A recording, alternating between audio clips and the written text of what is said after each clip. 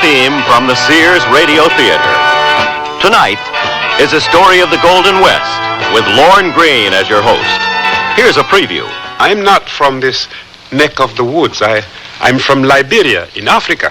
Hey, well, what's your handle? Mine's Charlie C. Reed. My handle is Joseph Jenkins Roberts. Okay, J.J. from Liberia, Africa. Let's climb up on old Nail Gal here and make some slow moves around town. The Sears Radio Theater will begin after this message from your local station. This is Lucille Ball, here to make a personal appeal to every American. Since the 1880s, the American Red Cross has been stepping in when there's been big trouble, like a hurricane. But nobody has to tell you the Red Cross is there when a hurricane strikes. So let's talk about the other Red Cross, your neighborhood Red Cross. They teach kids to swim. That's good, Eddie. And they train about every lifeguard on every beach. It's possible to look into it. We can get in touch with the local chapter. They help veterans get on their feet. They help people relocate after fires. Are you comfortable? Okay, now relax. They collect and distribute blood. They give a hand to the older folks in your town and do scores of other jobs. It's running very nicely. It's easy to see why we've got to have Red Cross, and only you can keep Red Cross ready for the little emergencies in your neighborhood and the big ones. Help keep Red Cross ready. This is Lorne Greene. The country we're traveling through is beautiful. No other word could describe it any better. It's spring, 1875, and we're in Wyoming territory. In 15 years, it'll be the 44th state in the Union and the first state in the world to give women the right to vote and hold office. The Battle of the Little Bighorn is a year away, and in March of this year, the Congress enacted the Civil Rights Law that guarantees everyone equal access to public inns, public conveyances, and the like. I don't think my fellow passengers would be terribly interested in these odds and ends. They all seem to be more interested in what they see out of the window. One of them shows an intense interest. He's had his nose almost pressed to the glass for an hour. Interesting looking young fellow, about 20 or so. Aside from being a black man, he's dressed in a very colorful robe, green, sky blue, yellow, and red. He has a red, green, and black skull cap perched on the back of his head.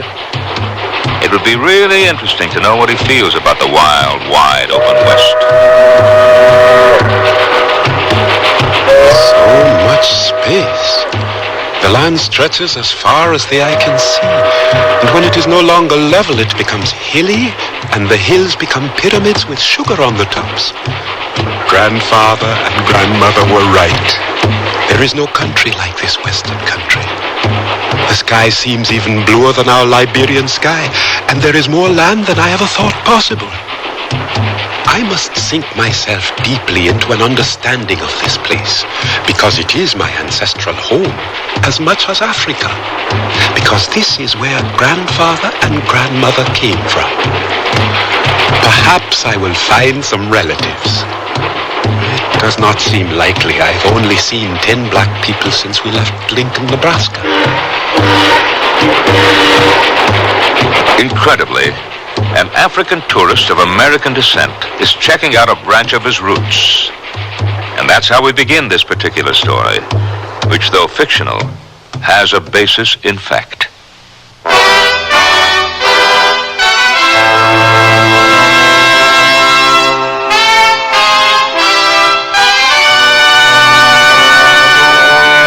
Sears Radio Theater, a new adventure in radio listening.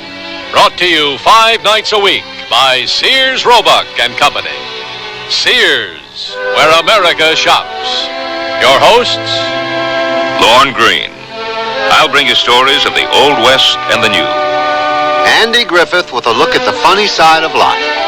Vincent Price with tales of mystery and suspense. Cicely Tyson with stories about love, hate, and related things. Richard Widmark. I'll bring you stories of pure adventure. 5 nights of exceptional entertainment every week. Brought to you in Elliott Lewis production of the Sears Radio Theater.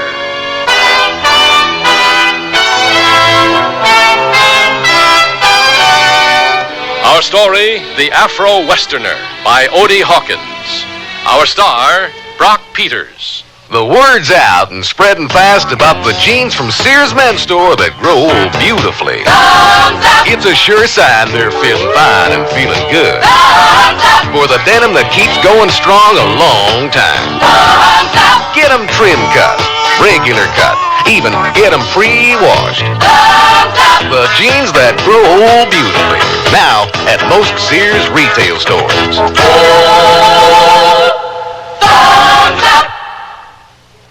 What would it cost to replace your car's muffler, including installation? Oh, I'd say about $50. No, wait, $45. It'll be around $30. I guess about $40. The aluminized Sears muzzler is only $19.99. That's half of what I guessed. It's hard to believe. On a Cadillac? That's a terrific price. With installation included. Should have known it. Sears. The muzzler, just $19.99 installed. Clamps if needed, 99 cents each extra. Sizes to fit most American-made cars. Prices may vary in Alaska and Hawaii at most Sears Tire and Auto Centers. Clinging jerseys, tight satin tops, they only look good if they hug your body smoothly. Sears Best Abra Light helps you and your clothes look good. How? Abra Light has no-seam cups, and straps adjust in the back so you look great up front. Whatever you do, whether it's dashing around town or simmering with disco fever in that slinky dress, it's flattering fun with the Sears Abra Light. Available at most larger Sears retail stores. Oh, here I go again. It's time to rent one of those steam-type carpet cleaners. Why rent? Now Sears puts power in a carpet cleaner you can own yourself. The Power Spray from Sears for easy home carpet cleaning. Power Spray sprays hot water into your carpet, then sucks up the dirty water. You can see the dirt you get out. Dirt you didn't even know was there. The Power Spray Carpet Cleaner, a convenient carpet cleaner you can own yourself. Available at most Sears retail stores. Kenmore.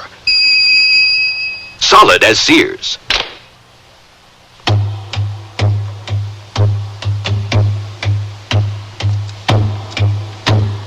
The brakes are applied and the train slows down. Ahead, a place that's more than a settlement.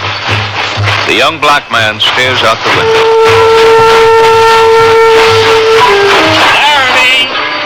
Laramie. Is this truly Laramie, sir?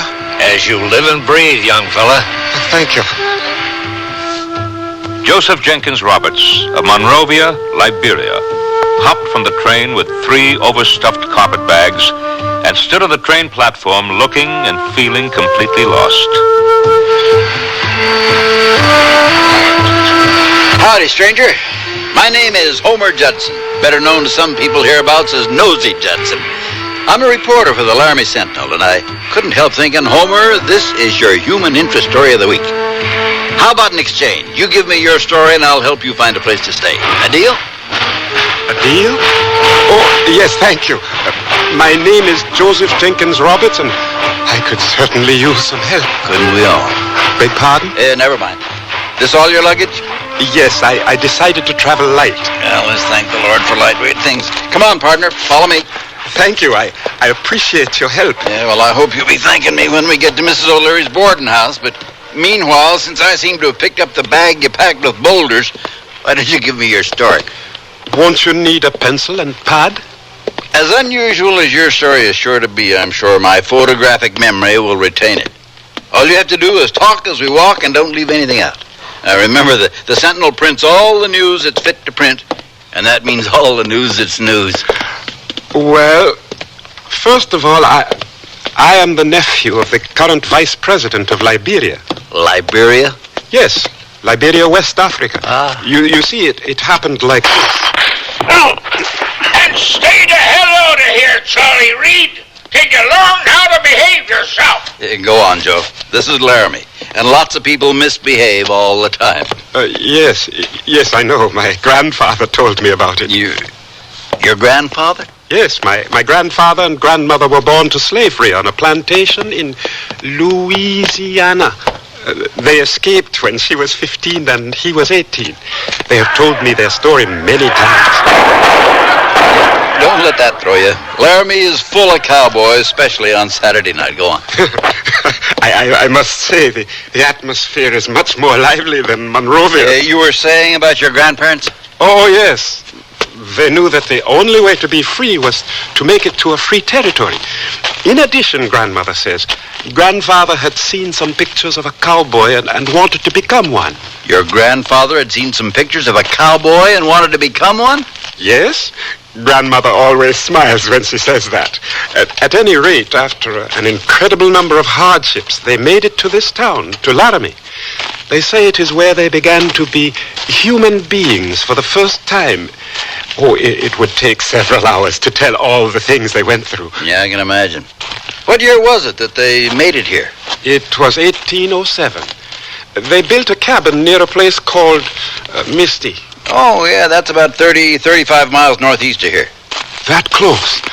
Oh, I would like to see it very much. This evening. Whoa, take it easy. Why not tomorrow? After you've had a chance to get a good night's sleep. You were saying? Oh, yes. Well, they lived in this place, Misty. My grandfather, being a curious man one day, found some small nuggets of gold in the stream behind their cabin. Gold? Yes. He found gold, but he didn't tell anyone, only my grandmother. For 10 years, they secretly panned gold from this stream and others near, and when they got news of people being given a chance to resettle in Africa, they decided to go. I recall that. It was in 1820-something, and the American Colonization Society was behind it. A bunch of hypocrites. Yes, 1822 to be exact. My grandfather and grandmother say that many free people of color were not happy about being offered a chance to return to Africa. They felt, since they had been born here, that no one should think of leaving, or that no one should think of asking them to leave. And there were those, like my grandparents, who welcomed the chance to go. To them, Africa represented a new frontier. They were born slaves and emigrated to Africa as free people with $15,000 in gold. That's quite a story. My grandfather thinks so, too. His talking about his life here made me want to see the land of his birth. My mother and father didn't want me to come, but my grandparents did. Go, they said. Go and tell us what you see. So I came here. Yeah, and here we are. Now, don't let Mrs. O'Leary frighten you. She's always a bit much at first, but you'll find she's not as dreadful as she appears. This is the living room, dining room, where everybody gathers for the 5 o'clock meal. The guest rooms are upstairs, and here's what have Mrs. you O'Leary. brought me this time, Homer Judson? A wishy-donny, complicated-looking fella in a triple-coloured nightgown with a Yiddish cap on his head. Glory be to heaven. His name is Joseph Jenkins Roberts, and he hails from Liberia, West Africa.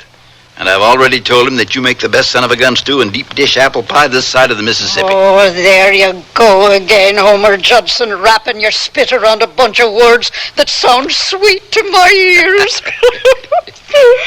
Well, how long are you going to be staying with this young fella? Well, about 2 weeks or so, I guess. Oh, primi facie, that'll give you just enough time to become part of the family. Well, come along, let me show you to your room. I'll take those bags for you. Oh, no, thank you. I can manage. Hand them me, boyo. In Mrs. O'Leary's house, Mrs. O'Leary makes the rules. Homer, will you be coming in for dinner this evening? Not this evening, Mrs. O'Leary. I've got a great human interest piece to write up for the morning edition. See you later, Joe. Writers. They always got something to write. Well, come along, Joseph Jenkins Roberts. I'll be showing you to your room. So, you got 3 names rolled into one, huh? Well, why not? Whoever said we should only be afflicted with 2 names? Now, you can eat 3 meals a day if you like, or only dinner, depending on what your appetite is like. Now, most of my boarders eat breakfast at 6:30 and dinner at 5. Have you a man-sized appetite, Joseph Jenkins Roberts? Well... Good. Now then, it'll be $2 for your rent for the week and $3 with meals. No fancy women whiskey drinking beyond certain points or serious card playing allowed. And here's your room. Dinner's in 20 minutes, and we're having chicken and dumplings this evening.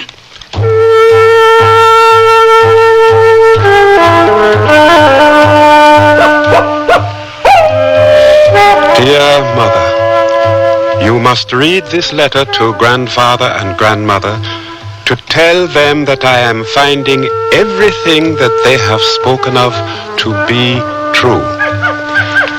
I've been here in Laramie for 5 days now, and so much has happened already that I hardly know where to begin. I am living in a boarding house, owned and operated by an Irish lady. She's very tall, has hair the color of rusty pipes, talks very quickly, cooks huge pots of food, and is very nice. I think she drinks whiskey when no one is watching. I was taken to this place by Homer, a reporter on the Laramie Sentinel that I met at the train station. I'm enclosing the article he wrote about me. It's the first ever written about an African in Wyoming territory. Homer Judson is a very nice person. I have not run into any problems of race, Mother, so far. Most of the people are well informed as to who I am and what I am doing here. It seems that even those who don't read the newspaper know my name and where I'm from and everything. I guess Mrs. O'Leary is responsible for that. She's like the drums we have at home. Taking Homer Judson's advice, I have purchased a pair of boots to go riding in. I did not tell him that I did not know how to ride, but I will learn. It is late now and I must go to sleep. Mrs. O'Leary expects everyone to attend breakfast. I send my deepest love and respect. Joseph.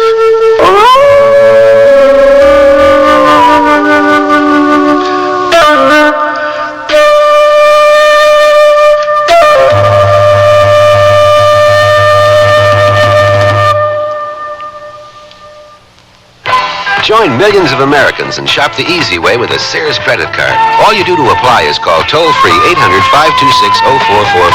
800-526-0444. It's your entry to shopping convenience and quality merchandise. Your card will be accepted at over 3,600 Sears stores across the nation. And you can choose from over 100,000 Sears products and services. Even use it for your catalog orders, in the store or over the phone. Just say charge it. Call 800-526-0444. New Jersey residents call 800-652-2777 for your Sears credit card. The word's out and spreading fast about the jeans from Sears Men's Store that grow beautifully. It's a sure sign they're feeling fine and feeling good. For the denim that keeps going strong a long time. Get them trim cut, regular cut, even get them pre-washed. The jeans that grow beautifully.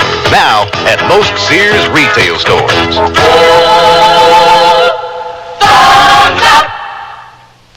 Can't believe you owe the IRS that much? Well, when things just don't add up, you can count on a Sears desk calculator to help you. Add, subtract, multiply, and divide. Then read the figures 2 different ways. 12-digit lighted display and tape printout for your records. There's a 2-memory system that helps ease multi-step problems, plus its many extras make it a great time saver. Now at most Sears retail stores. Sears 2-memory desk calculator. Cut $25, just $99.99 through March 10th. Prices and dates may vary in Alaska and Hawaii. To look the height of fashion wherever I go requires many coats. But for home, I need only one coat fashion surrounding me. Sears' best Easy Living interior paint.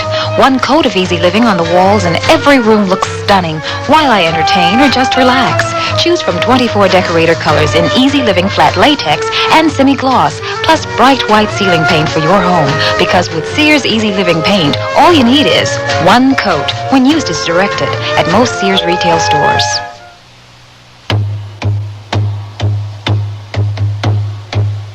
Joseph Jenkins Roberts settled in and became a part of the community. It wasn't an instant process. It took a while. There were things to learn, customs to observe.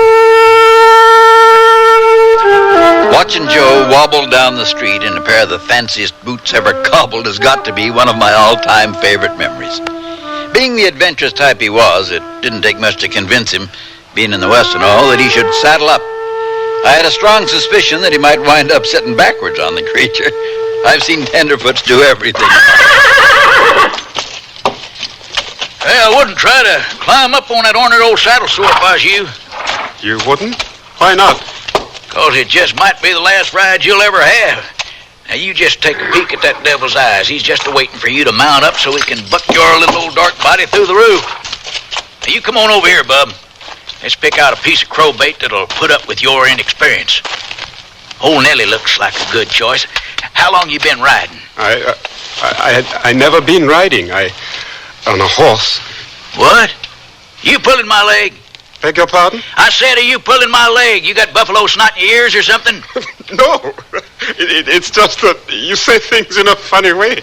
Well, come to think of it, you sound a shade strange yourself. That there nightshirt on and that there beanie cap on your head. I take it you ain't from round this neck of the woods. No, I'm not from this neck of the woods. I'm from Liberia in Africa. Yeah, I kind of figured you was from somewheres else. Hey, well, what's your handle? Mine's Charlie C. Reed, a cowpokes card player fresh out of the calaboose after celebrating a month's trail pay down the drain.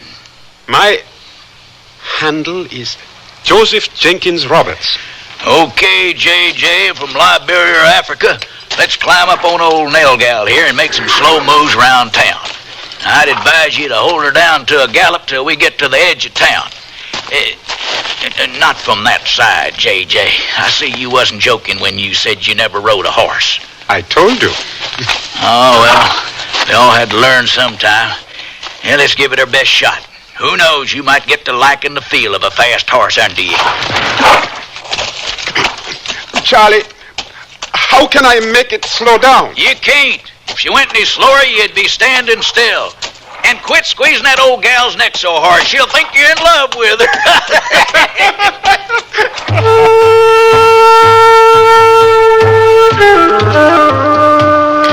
Dear Father, I am addressing this especially to you. It is what might be called a man's letter. A few days ago, I met two new people. They are both now my friends. It seems that this is the way it is here. You can be strangers one day and friends the next day, or enemies. My two new friends are named Charlie Reed and Alfred Wong. Charlie is a cowboy. The other day, after we rode to the edge of town and back, Charlie asked me if I had any money. I said yes. He was quite pleased and said, "Great. Let's go into the Dirty Garter Saloon for a little sipping, spitting, and cussing." There was tension when we walked into the saloon. From the way the people lined up at the bar stared at me, I felt self-conscious. I will have to buy cowboy clothes and a wide-brimmed hat to go with my boots. Charlie ended the tension by saying, "My buddy JJ here from Liberia, Africa, is buying a round for the house." Many of them patted me on the back and said nice things as they rushed to get their round. And then someone else bought another round, and someone else another. I had to walk my horse back to the stable because I felt too wobbly to ride. I don't think I like sipping, spitting, and cussing very much because it makes your head hurt the next day. Charlie has promised to teach me the secret of roping and also how to shoot straight. Respectfully, your son, Joe.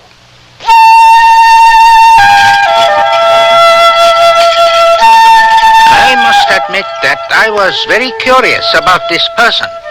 I had seen him about town. I had heard much about him, but I had not had a chance to talk with him.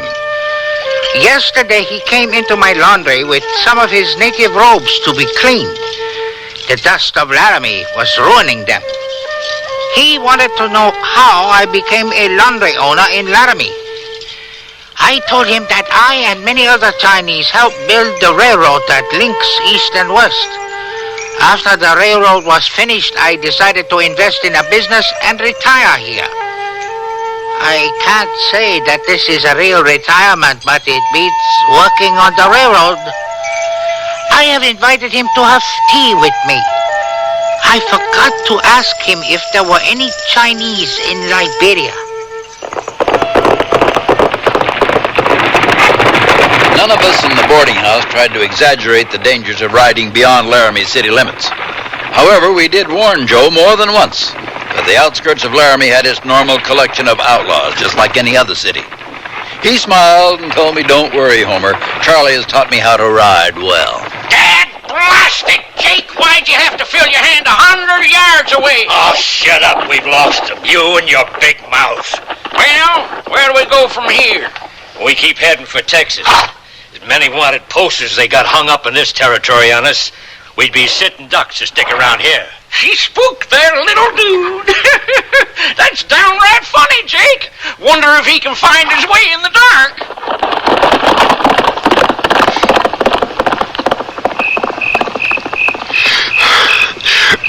Who is there?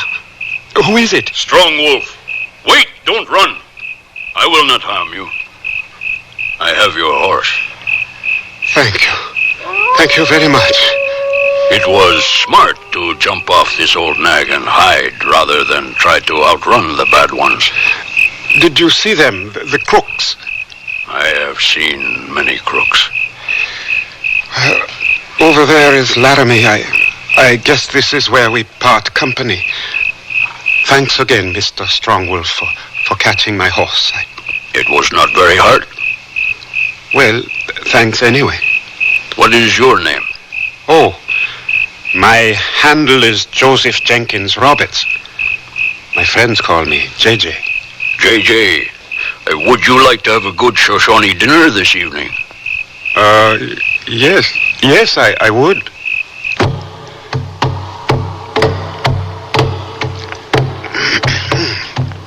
Excuse me. That was very good. I have never eaten rabbit before. Dog. I'm talking about the food we just ate. I know. It was dog meat, one that we had fattened for a guest such as yourself. Oh. Moonfeather, bring my pipe and tobacco.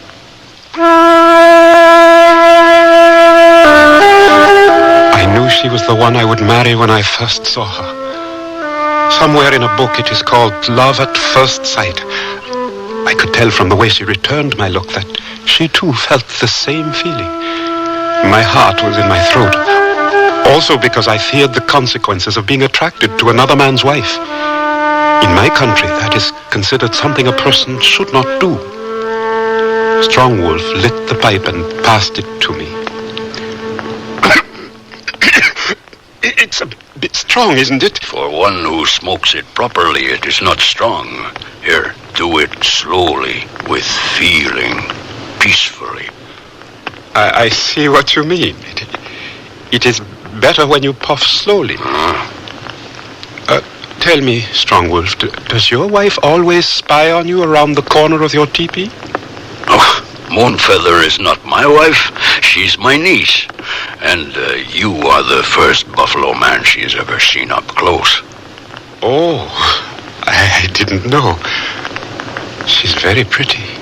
Already, after only 17 snows, she can skin a deer or put up a teepee faster than many more experienced women. I am proud to be her uncle. Yes, I can see that you would be. Moonfeather. Her name is pretty too.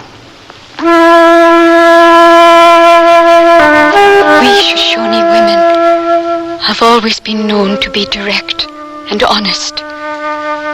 I had to let the Dark One know that I had received his eye and returned it. For the course of the evening, he spent talking to my uncle. I made certain that he was aware of my presence. For the first time since I had been taken through the ceremonies for coming into womanhood, I really felt like a woman. This man, JJ, made me feel this way. I looked forward, after that first time, to his visits with my uncle. The women of our camp laughed and made jokes about how much of my heart they could see in my eyes.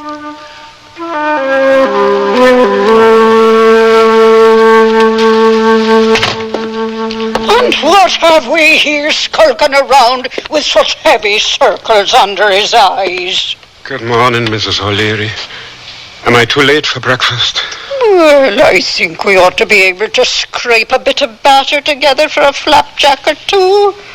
How's it going with yourself? You look as though you just drank the hair of the dog that bit you. Please, Mrs. O'Leary, don't say that. Morning, J.J. Got a telegram for you. Morning, Homer. What is it? Well, what is it? My grandfather has had a stroke and he wants to see me. Oh. He wants to hear about what I've seen before he... Now, lad, chin up. I must leave right away. Yes, of course, J.J. We'll pray that everything works out all right. How dreadfully cruel the fates can be at 7:30 on some mornings. Truer words were never spoken, Mrs. O'Leary.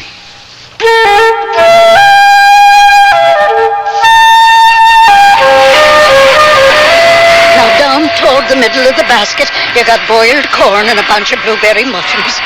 And the chicken should last you for a week if you're careful not to eat more than 6 pieces a day. Now you take care of yourself and don't you forget to write us. I'll be back. We hope so. I could use another Liberian human interest story. All aboard! Board! But, J.J., I come as soon as I heard. I sleep at one off under a table in the dirty garden. See you later, bub. J.J., you left 2 ropes. I'll be back! I'll be back! I hate to see J.J. go, you know what I mean? He's been like a son to me. Yep, he's a nice guy. But don't worry, he'll be back. He's got a reason to come back, too, or my otherwise unimpeachable sources are out of their trees.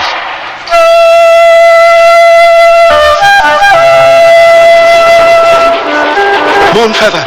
Moonfeather! What seems to be the problem here, young fella? There, riding the speckled horse. Oh, so that's Moonfeather. Well, you better best get on the observation platform before that poor engine rides that pony to death, trying to keep up with the Union Pacific here. Observation platform? Where? Well, to the rear. Now, careful you don't fall off.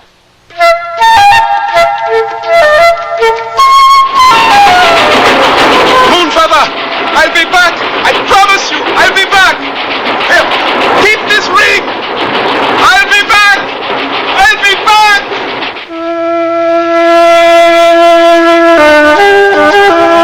I had to let him know how I felt, openly. I rode alongside the train, praying to the person above us that he would see me and understand. My prayer was answered. He saw me and threw me his ring. I knew we would be together then. I did not know how long it would take, but no matter.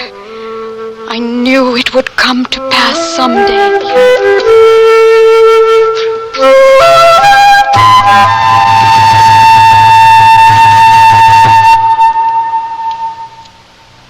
Sears Radio Theater will return after this message from your local station.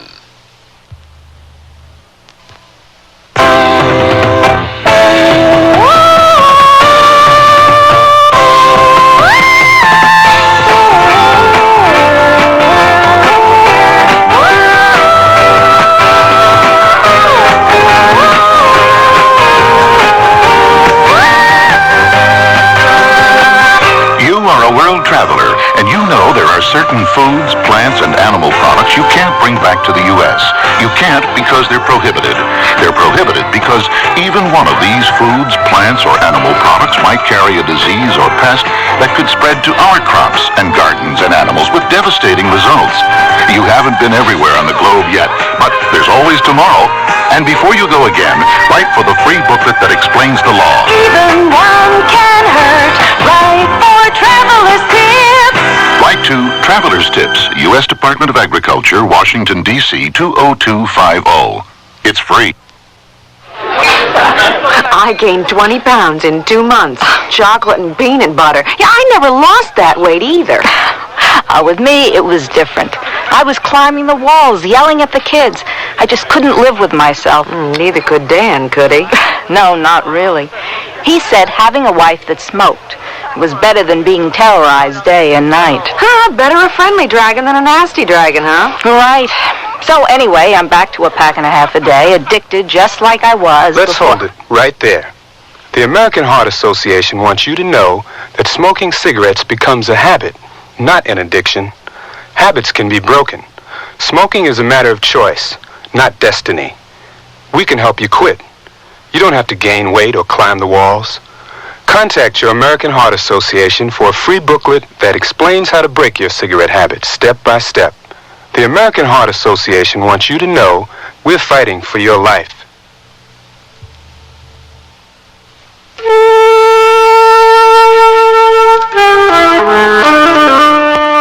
This is Lorne Green, and here's the concluding act of the Afro-Westerner. J.J. stayed home for 4 months after his grandpa's death, doing as much as he could.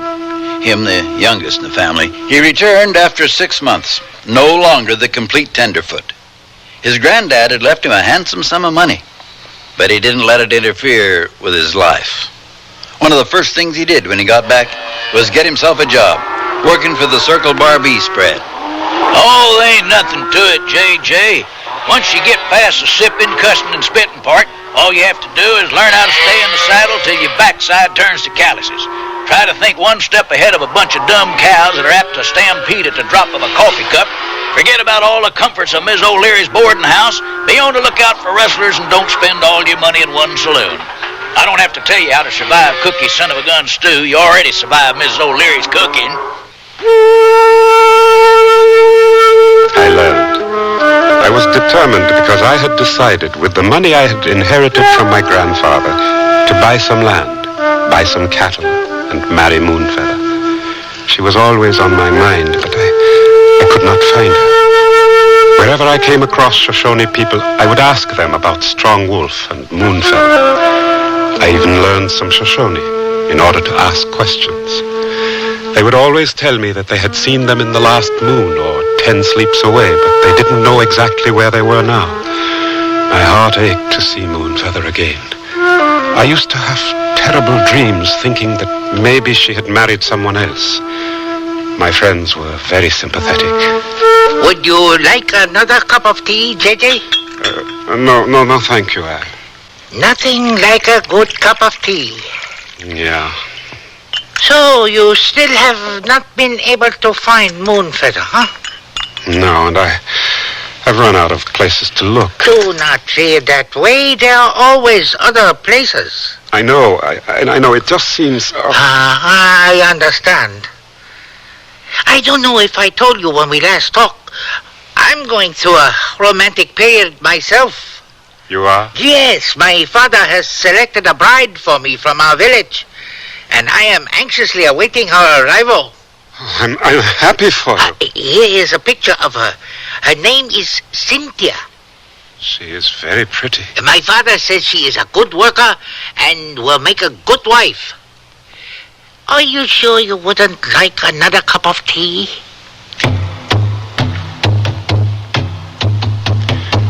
One day, out of the blue, it happened. I had been working the South Range, rounding up mavericks, and was just sort of stumbling back to town, thinking about how good it would be to have a hot bath in Mrs. O'Leary's big brass tub. A couple of Indian braves suddenly appeared and quietly rode alongside me. One of them was Strong Wolf. The other was Eagle Eyes, his brother, Moonfeather's father. I was so excited I could hardly keep from shouting, "Where is Moonfeather?" But I thought it best to do things the Indian way. They had gotten the word from others about me. I rode into their small camp of 20 teepees, my heart beating like a drum. I saw a smile in the corner of Strong Wolf's mouth. He knew what my feelings were. We dismounted, still without talking, washed our hands in a buffalo hide bucket and sat down to eat. I remember we had wild greens and trout because I was so nervous I choked on a bone. After the meal, Eagle Eyes called out, "Moonfeather, bring my pipe and tobacco." She was more beautiful than the first time I saw her, and she was wearing my ring. I could not contain myself. I said to her, "You're wearing my ring." She nodded, telling me yes, and went back to where the women were. I was so happy I felt like crying. So, you returned. I said that I would. Good. We like a person who keeps his word. We sat for an hour, talking about different things. How scarce the buffalo were, what my plans were for the future. Eagle Eyes pierced me with his look, listened closely, and only asked one question. Will you always stay in this land? Up to that point, I had not really thought about whether I intended to stay or not. But I said yes, because that's how I felt.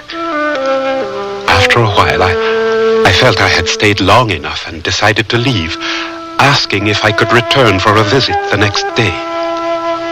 Strong Wolf looked at Eagle Eyes, and he nodded, ever so slightly. I felt good. I felt even better as I rode out of camp when Moonfeather stepped around the teepee and waved and smiled at me openly. I rode hard and fast to get back to Laramie. I felt I needed some courtship advice. My father was far away and could offer no advice in this matter, so I spoke with my friends. So our little old African buckaroo has discovered skirts. Well. I am serious, Charlie. We are serious. What does a man do in a situation like this? Really stomp down serious, huh? Yes. Well, in that case, I'd suggest you do the following. Get yourself duded up. Slick your hair down. Skip that part. Take a half-hour bath, sprinkle a heap of sweet me sniff on you where your whiskers should be, and take her for a stroll in the moonlight. Charlie, I'm in love with her, and I want to marry her. Well, in that case, you better take a full hour's bath. An Indian woman, huh? I think that'd make an interesting column. When's the date? I don't know. I haven't proposed yet. Well, if I were you, I wouldn't waste much time. Looks like we're in for a cold winter, if you know what I mean. See you later. I gotta run. Oh, I'll leave your dinner on the back of the stove, Homer. Thanks, Miss O. Luck to you, J.J. Tell me, what do you think I should do, Mrs. O'Leary? Oh, well, now you take that darling girl an armful of flowers. There's not a female heart on the planet that doesn't think well of flowers. Mrs. O'Leary, you're right. That's exactly what I'll do. Oh, the beauty and sweetness of youth. My brother and I had discussed the possibility of J.J. the African and Moonfeather getting married. We knew that he was going to return to her after she was given his ring. We approved of the match. I knew him to be sincere and honest, and I believed with the experience that years give that he would become a well-seasoned man. We were not prepared to deal with his appearance when he asked for Moonfeather with a tall hat on, a beetle coat, and a bunch of dead flowers. We laughed, and afterwards we had a feast, and my brother gave his permission. Later on, after he understood our customs better, he gave my brother 50 good horses, and me a robe, like the one he had worn when I first met him.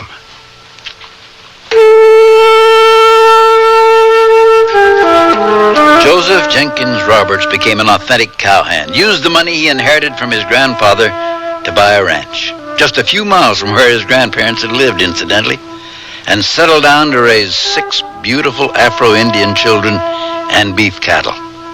I'm proud to say the oldest boy's name is Homer. Homer Jenkins Roberts, who at the age of 20 made his pilgrimage to his grandparents in Liberia, liked what he saw, and stayed. As the West African proverb says, what comes around goes around.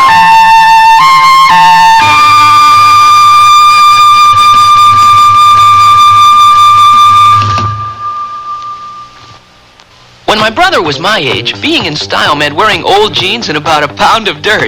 But today, us guys are more sophisticated in our style. And that's why Sears has Style Works. A guy can pick up on the latest styles in jeans, tops, sweaters, and dressier clothes like vested suits. I can depend on the Style Works shop at Sears for just about everything to keep me looking great. And the prices? Pretty reasonable. My folks like that. Style Works. Today's styles all in one place. At most larger Sears retail stores. I've been working with furniture for 25 years, so I know about quality, and that's why I recommend a Sears Benchmade sofa for your family. There's a heavy-duty hardwood frame braced to withstand stress. The coil spring construction gives long-lasting comfort, and you can choose from fabrics and attractive solids or bright prints, all treated with Scotchgard brand fabric protector. Compare the quality of a Sears Benchmade with other fine sofas, and you'll be surprised. Styling, durability, and comfort. Benchmade, a great place to relax, now at most Sears retail stores. This spring for women, the fashion place at Sears suggests these up-to-date separates. They're comfortably casual, yet dressy and lighthearted enough to go anywhere this spring. Margaret mixes Sears texture blazer and the small collar striped shirt with trousers, while Wendy wears a shawl collar blouse and the slimmed-down dirndl skirt. Color coordinated, these great-looking separates will come together beautifully for you. Spring's mixable, matchable, up-to-date separates. Get them at most larger Sears retail stores. Come, spin the wheel of fashion. Discover a fortune of spring separates at Sears Junior Bazaar. Silk blend skirt and pants in dusty pastels. A blend of polyester, rayon, and silk, making them easy care, wrinkle resistant. Top them off with white-on-white polyester and cotton blouses. Fashion is your fate at Junior Bazaar. Available at most larger Sears retail stores.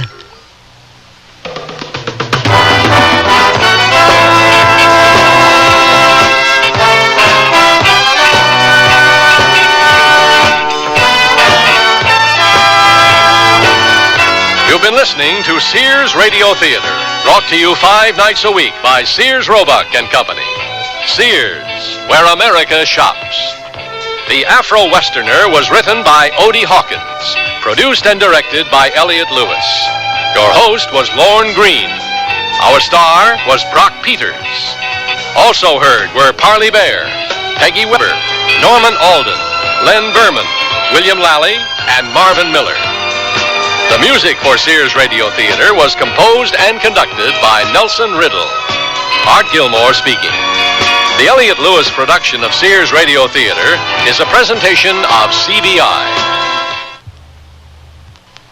What if you went off to college and found that you were different from everyone else, and everything was designed for them, not for you?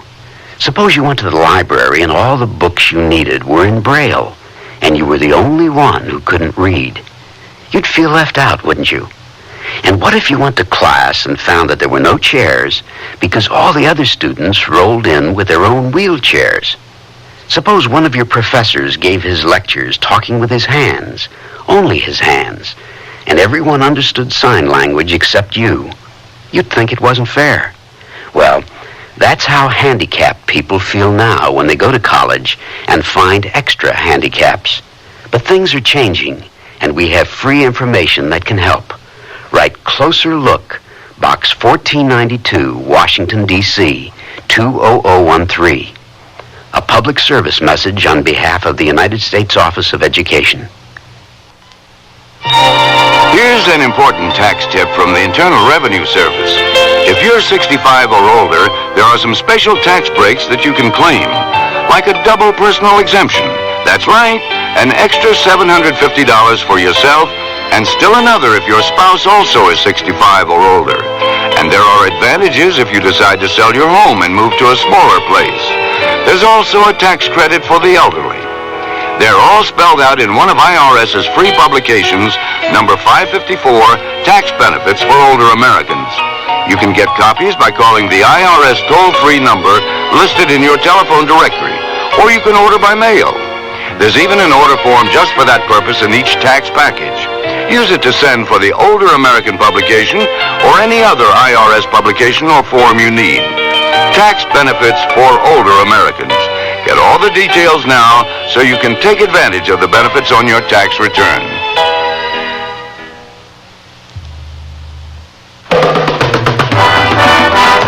Tomorrow, the Sears Radio Theater is a comedy with Andy Griffith as your host. Let's listen. I am a talent agent, and I'd like to, excuse the expression, handle you. Why? I mean, why me? I've been around a while and haven't made any headlines of Variety yet. I looked at some film on you the other day, and, well, I thought I saw something. So be sure and tune in tomorrow to the Sears Radio Theater.